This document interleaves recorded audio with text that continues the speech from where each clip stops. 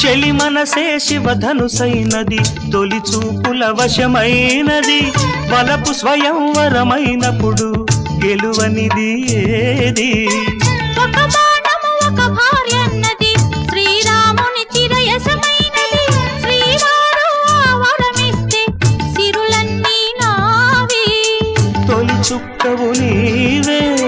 చుక్కానివి నీవే తుదిదాకా నీవే మరు జన్మకు నీవే